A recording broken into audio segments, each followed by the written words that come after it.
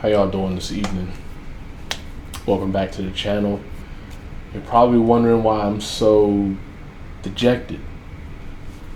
It's because I had to watch tonight's Minnesota-Washington game. I got this water right here that I was taking sips of throughout during the game, but I kind of wish this was alcohol because that's what it felt like watching this game as it went along. So it's the second meeting of the year. Washington won the first one 5-1 on October 17th in a game in which Dylan Strome had 4 points and we outshot them 45-14, if I remember correctly. I don't have the greatest memory in the world, but I feel like it was 45-14. So if I need to make any corrections in the comments, I will. But anyway, coming into this one, Charlie Lindgren makes his first start since December 3rd against San Jose. And then no Ryan Leonard, no PLD.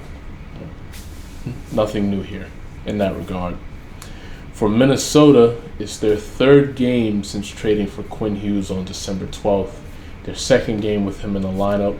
They won the first one 6-2 against Boston. So great start with their new trade acquisition, who some would consider the best D-man in the league. Most people say Cale Makar. I personally would say Cale Makar. But that's just me. I'm just saying. But anyway, the Wild are coming in a bit banged up into this game.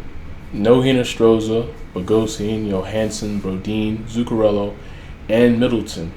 Plus, Gustafson's in the net tonight, not Volstead. So coming into this, I was hoping, maybe we could get something against Volstead because we scored 5 on him the last time we played the Wild.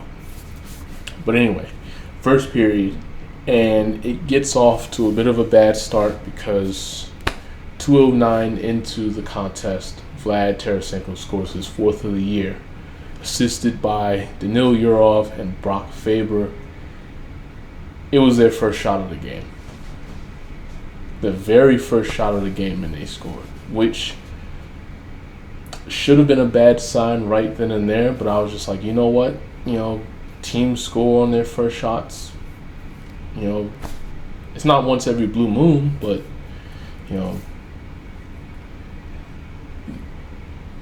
you can find a way to figure it out.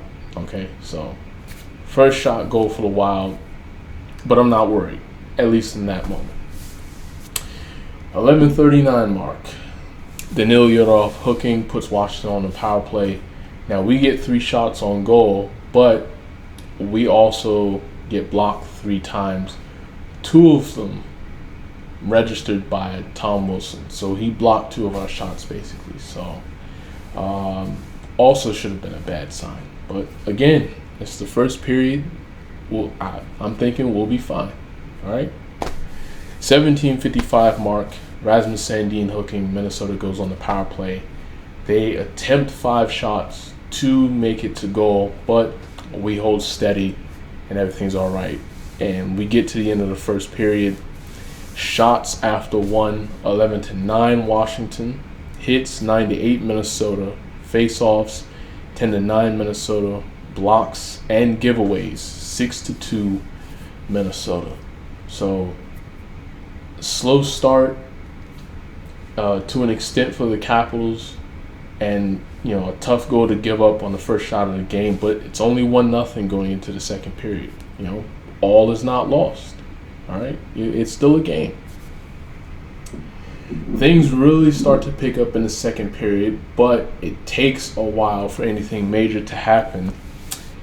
11:53 mark, Minnesota goes on the power play due to a hooking call on Martin Fehérváry. And then a minute later, Kaprizov scores on the power play, his 21st of the year.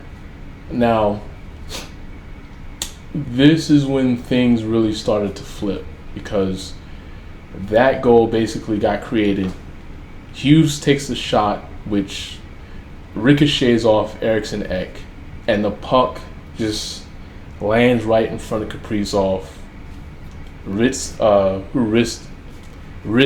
it past Lindgren for the 2-0 lead. So, yeah. It's getting rough by the minute. And then we wind up on the power play. We wind up on a penalty kill again because of a Jacob Chitrin holding at the 17:23 mark. But Minnesota does nothing with it. And during the second period, Minnesota had a 15-8 advantage on shots, 8-4 on hits. We won the face-offs 11-10. Blocks 7-5 Minnesota, and then giveaways 7-4 Minnesota.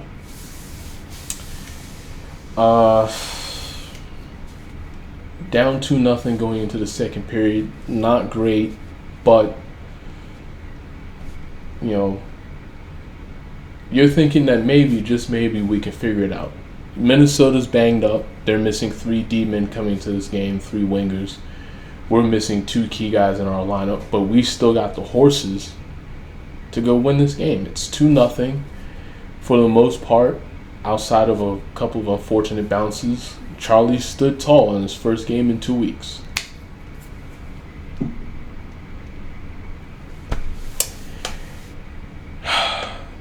Third period, and this is where the game just gets blown wide open, personally.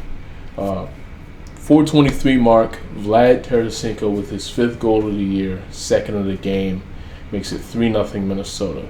Now this comes directly off the face-off in the capital zone. Thinking in terms of the goalie's positioning, the right circle, some may say the left circle because of the face-off where it took place. But Yurov, oh my God, sorry.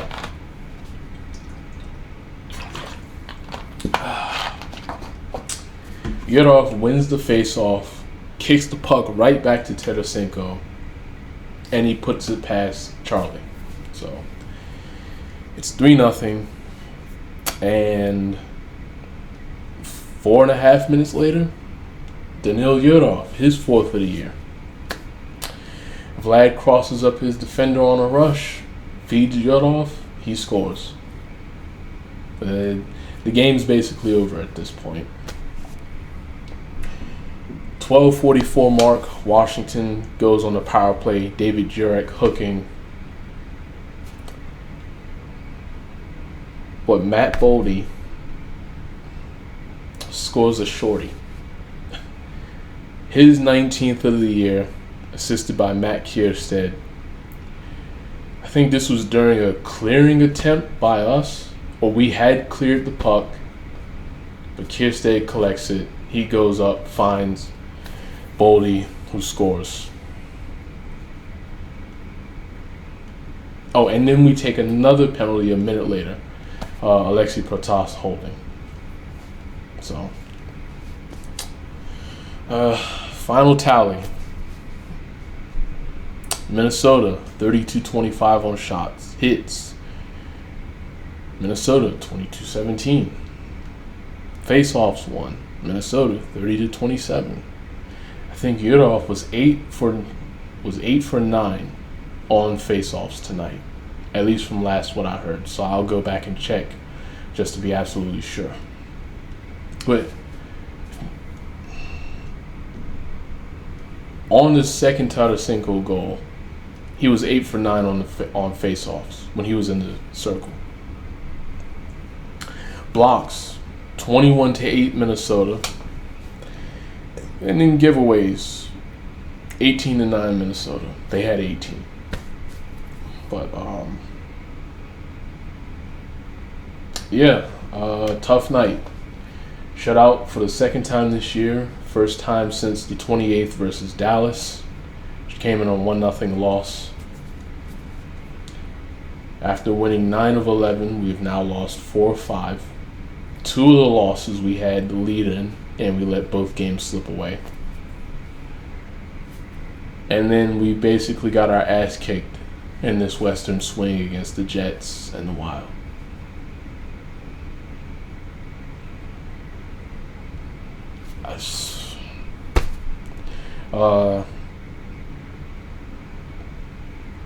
third period is when things turn for the worse. I don't think Charlie was necessarily bad tonight. It's probably one or two he wants back, but once Vlad scored that second goal, the game was basically over at that point. I think there was one stretch for like 7 minutes where we had one shot on goal. One. So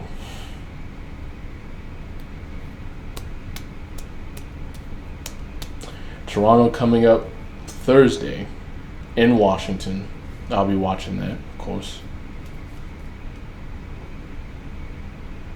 The power play still stinks. Penalty kill went 1 for 4 tonight, but we gave up a shorty, so I could give a shit in that regard.